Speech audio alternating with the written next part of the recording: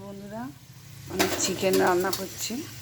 তো চিকেন রান্নার আগে ধরো আমি আলুটা ভেজে নিলাম, তুলে নেব।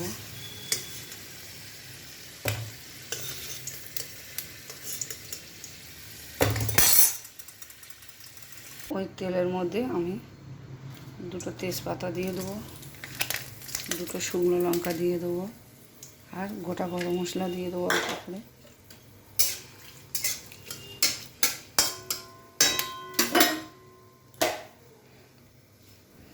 এই হচ্ছে কি পেঁয়াজ, আর এই হচ্ছে চিকেন। বন্ধুরা, নুন গোলমরিচ দিয়ে মেখে রেখেছি।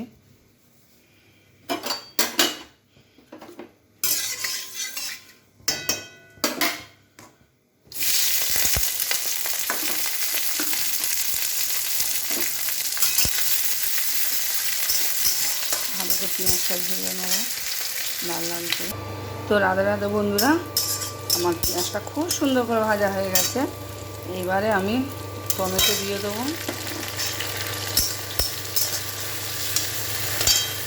আদা রসুনের পেস্ট দিয়ে দেবো,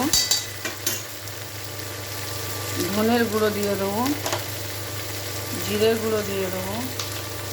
ধনের গুঁড়ো 2 চামচ দিয়েছি, আর জিরের গুঁড়ো 1 চামচ, আর হলুদের গুঁড়ো দিয়ে দেবো, নুন দিয়ে দেবো, লঙ্কার গুঁড়ো দিয়ে দেবো। দিয়ে এবার সুন্দর করে মশলাটা কষিয়ে নেব। তো রাধে বন্ধুরা, দেখুন আমার মশলাটা খুব সুন্দর করে কষানো হয়ে গেছে। এবার আমি আস্তে আস্তে মুরগিগুলো দিয়ে দেবো।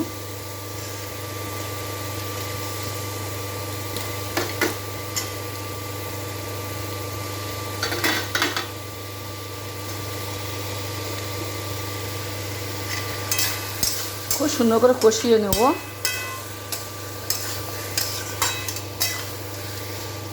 খুব সুন্দর করে কষি। চিকেনটা কতটা কী হলো দেখি কষানো। তো আমার চিকেনটা এই পর্যায়ে এখন আছে বন্ধুরা।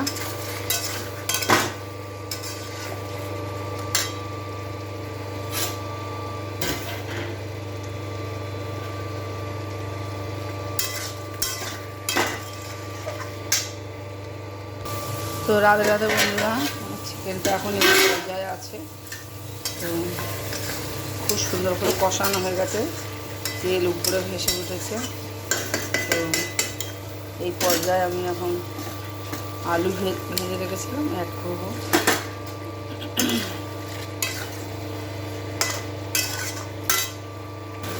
তো বন্ধুরা, আমার খুব সুন্দর করে মাংসটা কষানো হয়ে গেছে দেখুন। এবার আমি গরম জল দিয়ে দেবো, যেহেতু মাংসটা হচ্ছে ঝোল ঝোল হবে।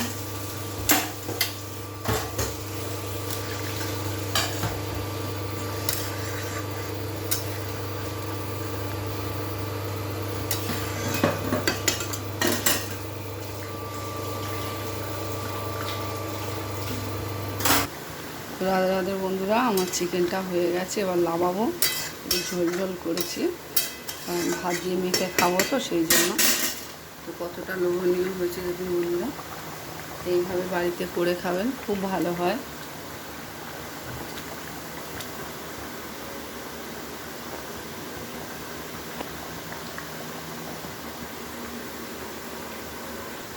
তো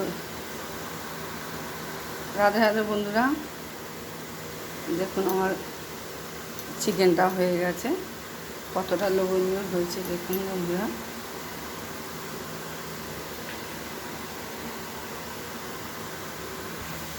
তো বন্ধুরা, আমার এই ছোট্ট রেসিপিটা যদি ভালো লাগে লাইক শেয়ার কমেন্ট করবেন। তো আপনার প্রিয়জনদের সঙ্গে শেয়ার করবেন। রাধে রাধে, ভালো থাকবেন।